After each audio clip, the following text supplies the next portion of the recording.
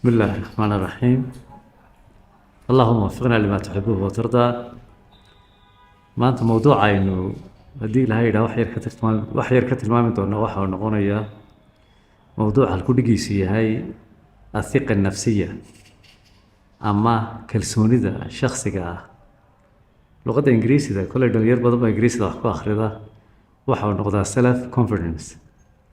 marka kalsoonidu waxaad moodaa mowduuc ballaaran inuu yahay, taasina waxaa loogu magac daray isagoo taabta meelo badan oo nolosha ka mid ah, marka laga soo bilaabo qofka, qoyska, shirkadda ilaa iyo qaranka. oo bini aadamku haddaanu shakhsiga isku kalsoonayn, labada qoys haddaanay odayga iyo islaantu isku kalsoonayn, noloshaasi ma noqoto mid midho dhala. marka bal waxaan ka ambabaxaynaa waa maxay kalsoonidu. kalsoonidu waxaa la yidhaahdaa waa qofka oo naftiisa ictiraafa, waa aqoonsiga nafta. qofka hadduu naftiisa aqoonsado waxaa la yidhaahdaa wuu isku kalsoon yahay. marka la leeyahay nafta ha aqoonsado, waxay isugu jirtaa qaabka ilaahay u dhaliyey oo kow, caqliga ilaahay siiyey iyo mawhibada ilaahay siiyey, intaba waa inuu qofku uu ku kalsoon yahay. marka haddii goor cadaaladdu waxaa la yidhahdaa cadaaladdu ilaahay subxaana wa tacaala waa caadil. qof walba hibo gaara ayuu siiyey, qof wax walba ku fiicani ma jiro. oo waa halka ay carabtu ka tidhaaho man yacrifu kulla sanca laa yacrifu ay sanca bay yidhahdaan. qofka yidhaha shaqo kasta waan aqaanaa, macnuhu wuxuu yahay inaan waxba aqoon. marka qof walba ilaahay hibo gaara ayuu siiyey, marka qof ilaahay macno tiray ma jiro. marka aqoonsiga laguu sheegaya waxay tahay intaa ilaahay ku siiyey waa inaad ilaahay ugu shukri noqdo, ood ugu mahadnaqdo. kalsoonidu halka ayay ka dhaqaaqda. qof kastoo aan ilaahay rumaysnayna subxaana wa tacaala aakhirka waa kii gartay in awood waxaan samaynaysaa inay jirto. oo waad aragteen qofka bani aadamka haddaan tusaale ka bixiyo, iyadoo hal tin aanay ka goyn ayuunbaa la odhanaya naftii baa ka baxday. hadduu shirkad madax ka yahay, hadduu madaxweyne yahay, hadduu kaalin kasta bulshada kaga jiro, jidhkiisii kale oo dhan wuu dhan yahay. marka waxaa ka baxay bay garan laayihiin, markaasay yaqiinsadaan ilaahay. markaasina dee mar toobad laga aqbalayo ma aha. cadaaladda rasmigiina waxay ka bilaabataa baa la yidhaahdaa marka qofku naftu ka baxdo. oo maanta ninka ugu lacagta badan la adduunyada hadduu caawa naftu ay ka baxdo, xataa magaciisa looma quuro, meydkii ma la qaaday unbaa la odhanaya. dabeete maxaa la geynayaa ciidda, waa halkii markii hore ilaahay uu ka abuuray ummadda. ciiddaasaa lagu wada noqonayaa. nin gaadhilan kurusra wataa ma jiro, nin dabaq seexanayaa ma jiro, nin maaliyad xisaabinayaana kuma jiro. nin walba ciidda ayuu jiifaa. dabeeto cadaaladda rasmigii marka halkaasay ka bilaabmaysaa. waa halka marka ay noqonayso ee la yidhaahdo adduunya daarul imtixaan. adduunyadu gebigeedu waa imtixaan. markaa bal waxaynoo imanaynaa haddaba, marka lagu leeyahay qofku wuu isku kalsoon yahay, maxaa la doonayaa inuu sameeyo? kow, waxaa la yidhaahdaa qofka isku kalsooni horta waa qof ku qanacsan qaabka ilaahay u dhaliyey. laba, awoodda ilaahay siiyeyna ku faraxsan, inkastay leeg tahayba. marka waxaa la yidhaahdaa inta badan qofku marka uu isku kalsoon yahay, noloshiisu farxad kama dhammaataa la yidhaahdaa. waayo wuxuu og yahay ilaahay subxaana wa tacaala qaabkii u dhaliyey iyo dariiqeedii marka uu raaco, in haddii uu wax helana khayr ayuu leedahay ilaahay uu siiyey, haddii uu wax waayana in waxaasi shar u leeyahay ilaahay ka joojiyey buu arkaya. marka waxaa la yidhaahdaa qofka ilaahay rumaysan marnaba murugu ma gasho. haddaba maxaa calaamadaha lagu garta kalsoonida bal aynuu yar nimaadno iyo qaabka lagu garto. kow, waxaa la yidhaahdaa qofku waa inuu leeyahay aragti wanaagsan. yacni malaha uu bani aadamka ka malaysanayo waa inuu malo wanaagsan noqdo. wax kasta oo dhaca waa inaanu dhinaca xun ka eegin. waa calaamadda koowaad ee lagu garto kalsoonida. taasina markaa waxay keentaa qofkii oo cadhaysanba arki maysid. qofku mar walba wuu niyad wanaagsan yahay. waayo haddii dhib lasoo sheegana wuxuu og yahay in waxaan qadari lahay ay tahay, wuxuu wax ka qaban karana uu ka qabanaya. marka waxaa la yidhaha waa astaanta koowaad ee lagu soo sooci karo kalsoonida. ta labaad waxay noqotaa baa la yidhaahdaa waa qof rumaysan qaabka ilaahay u dhaliyey inay sax tahay oo aan wax dhaliilihi ku jirin. marka waxaa la yidhaahdaa ilaahay bani aadamka uu karaameeyey, karaamada ilaahayna waa inuu qofku yaqiinsado oo bilmatalan haddii xubnaha jidhka ay qaar ka dhiman yihiin inaanu arag in wax kastoo kaleba ay ka dhiman yihiin. inta ugu muhiimsan ee bani aadamka ilaahay ku karaamaya waa maskaxda. waata markaa la yidhaahdo fakriga ugu weyni waa inaad maskaxda ka fakridaa la yidhaahdaa.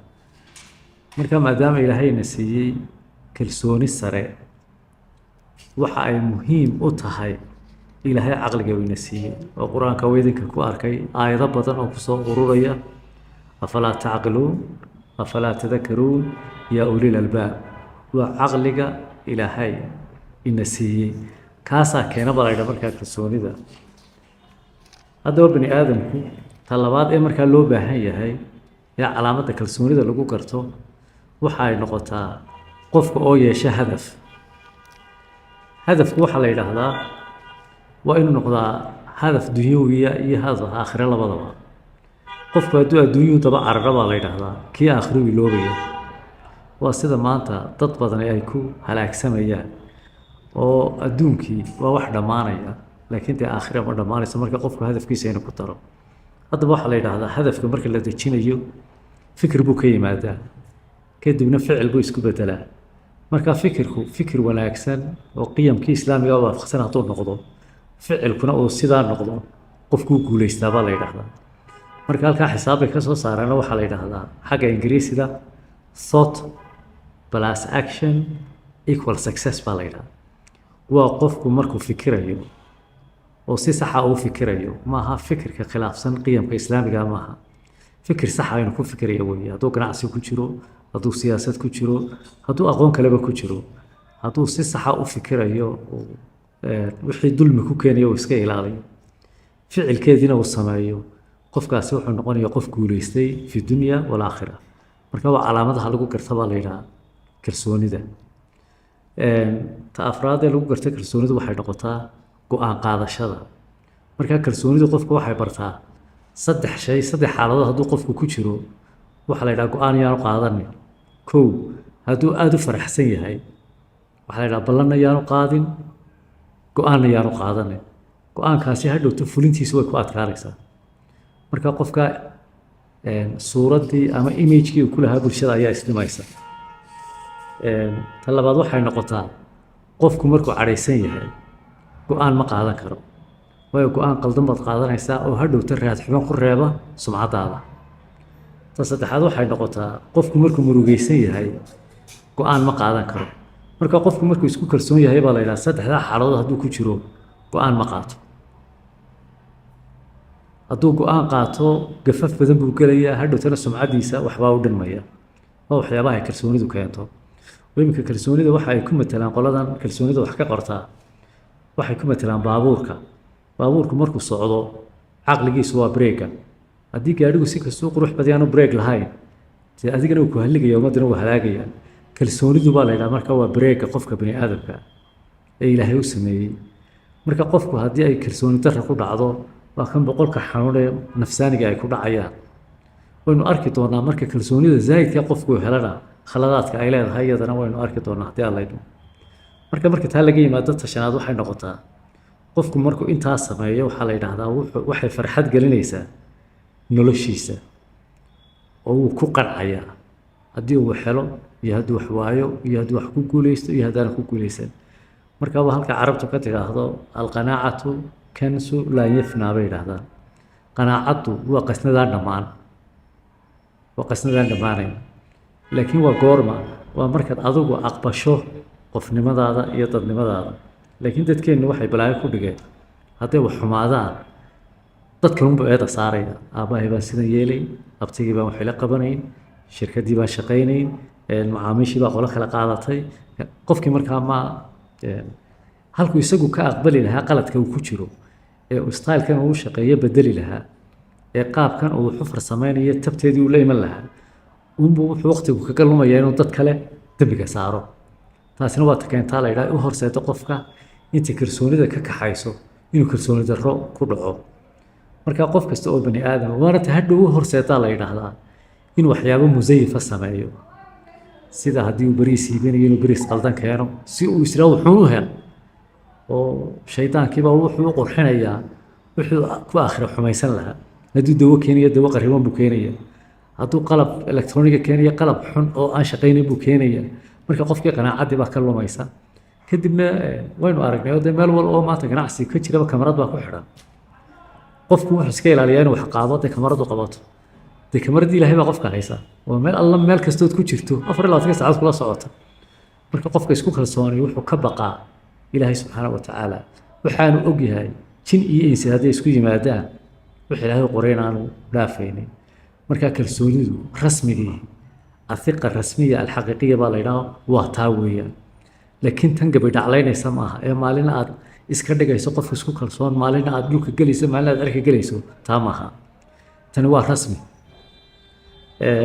ilaahay subxaanahu wa tacaalana wuu inoogu sheegay qur-aanka meelo badan in qofka bani aadamkiihi uu yahay qof karaamaysan kolka uu ilaahay qur-aankiisa aayado badan ku leeyahay nimcooyin baanu idin siinay wain tucudduu nicmatallaahi laa tuxsuuha maanta gaaloo dhan waxaa isku dayday inay dhiig artificial la samayso way samayn kari waayeen waxa AI la samaynayo BI la samaynayo EI la samaynayo ilaa maanta waxa loo taagi laayay in la sameeyo artificial blood in dad looga shubo mooyaane dhiig artificial inta la sameeyay dadka lagu shooyaa ma jiro wadna artificial ma jiro kaliya artificial ma jiraan hata bariga dhaweyto waxay aad isugu dayeen saynisyahannadu waxay yiraahdeen xayawaanada qaar baa marka lugta laga jaro lugtu way soo baxdaa maxay banaadamku soo bixilaada marka waa halku dhicaanay markaa sameeyeen qolada falsafadii waxay yiraahdeen ma jirto warshad quful kaliya soo saarta oo ibka qufulku dee wuxuu macna ku sameeyaa miftaaxa lagu furo marka waxay yiraahdeen warshad quful soo saarta dee qufulada ciidaysan mayso similarly bay yiraahdeen ilaahay subxaanahu wa tacaala dhib kastoo abuuray xalkiisii uu keenay laakiin inagaan garanay waa gaalo qolada saale dhib kastoo ilaahay keenay xalkeedii uu keenay marka inagii baan wali fahamsanayn waxa loo baahan yahay sabir iyo ilaah tala saarasho wax kastoo lagu dhaqaaqayana waa taa haddaynu markaa yar eegno talixaad waxay noqotaa qofku markuu isku kalsoonaado bani aadamka ilaahay kaalin wanaagsan buu ka galaa oo waxaa la yidhaha wuxuu samaystaa making good friends saaxiibo wanaagsan ama customers baynu idhaahno oo qof kasta oo bani aadam ah waxaad arkaysaa haddaan tusaale idin siiyo laba dukaan baad ka soo qaadaan tusaale oo qalab electroniga wada iibinaya midna waa laga buuxaa oo afkaasaa la joogaa midna qofku ma jiro waxaad isweydiinaysaa hadda wax isku midna u iibinaya labada dukaan mid walba wax isku mid iibinaya waa shakhsiga iibinaya iyo kalsoonidiisa bay yidhaahdaan iyo siduu dadka ula macaamiltamayo waa halka marka ay ka soo qaataan qofka isku kalsooni inuu kasbado macaamiil badan oo meel kasta uu tago uu noqdo icon ka muuqda oo markaa maareyn karo hadduu cadhoodo dadka la xidhiidhkiisana uu wanaajin karo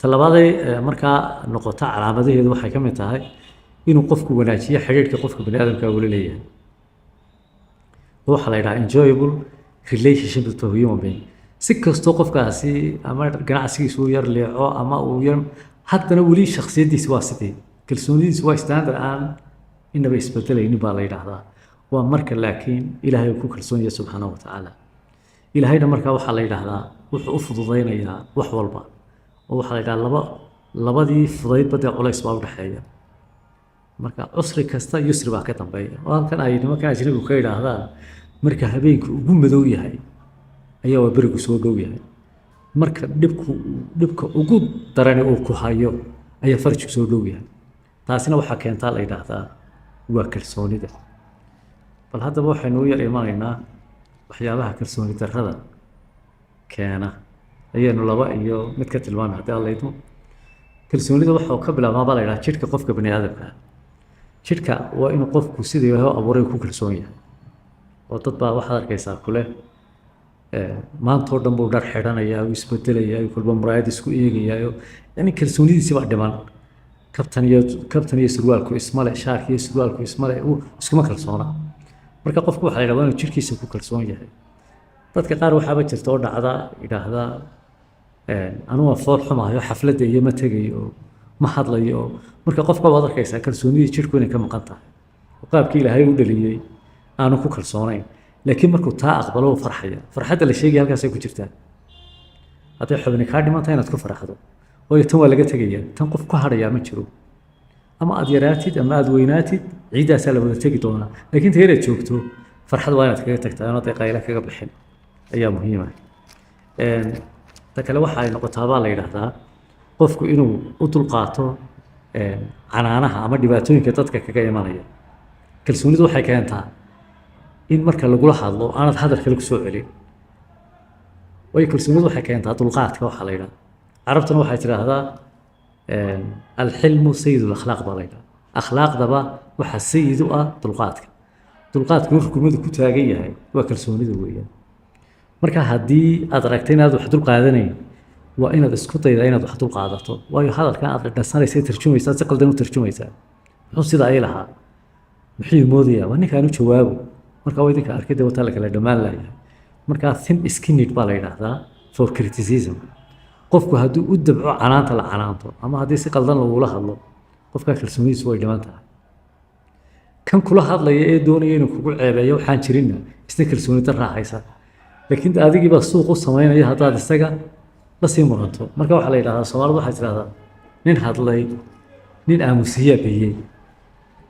haddaan anigu maanta hadlo qaylqayliyo wax kaa sheego adiga aamusto oo intaad saa agteega dhaqaaqdo dee anaa dhib qabaa. laakiin markaad la tirsataa bal anigu dee qof noqonaya. marka kalsoonidaadu waa inay ku siisaa inaan hadalkaygaasi aanu macna kuu samaynin. waxaa kaloo la yidhahdaa kalsoonida waxaa ka mid a qofku hadduu soo fadhiista baa la yidhahdaa waxaa sheegtaa closed. waa kalsooni darra bay yidhahdaan xagga jidhka. waa kalsooni darrada muujisaa qofku hadduu soo fadhiisto. qofku waa inuu gacmaha hoos u dejiyaa bay yidhahdaan. way dhici kartaa qofku in xaalad uu sidaa u qabto. inagu markaa had iyo goor sideeda uma qaadano waxa ay qoladan psychologistku sheegaan. shardi maaha in qofku hadduu sidaa gacmaha yidhaahdo inuu mar walba kalsooni darra haysa maaha. oo inagu teenan islaamiga aynu ku dabaqaynaa. waxaa dhici karta xaalad gaar in qofku ku jiro, laakiin waa sida qaalibkaa weeye. qofku ba yidhaahdo saa yidhaahdo ama shaqo ha gelayo ama shir ha ku jiro ama meesha doona uu samaynayo, hadduu sidaaba gacmaha yidhaahdo qofkaasi waxay yidhahdeen xaaladiisu way xidhan tahay oo kuma jiro. oo xagga body language-ka bay yidhaahdaan, waynu qaybaha kalena waynu ku daray haddii laha yidhaahdo hadduu jeebabka gacmaha geliyo, hadduu ka saaro, markuu jeebabka gacmaha geliyo kale, markuu ka saaro, qofku siduu u fadhiisto iyo siduu gacmaha u dhaqaajiyo, hadduu sanka taabto, hadduu garhka taabto, haddii waa calaamadaha waxay yidhahdaan. iyagu way sheegaan, laakiin xaalado badan oo kale ayaa samayn kara. waxaa kaloo markaa la yidhaahdaa qofka bani aadamkiihi hadduu gacmaha xagga dambe mariyo oo gacmaha labada xagga markuu socdo xagga dambe mariyo, mararka qaarkood marmar isku kalsooni bay sheegtaa, mararka qaarkoodna kalsooni darro. halkaasaynu ka bilaabi doonaa qaybta dambe. wasalaamu calaykum waraxmatullaahi wabarakaatu.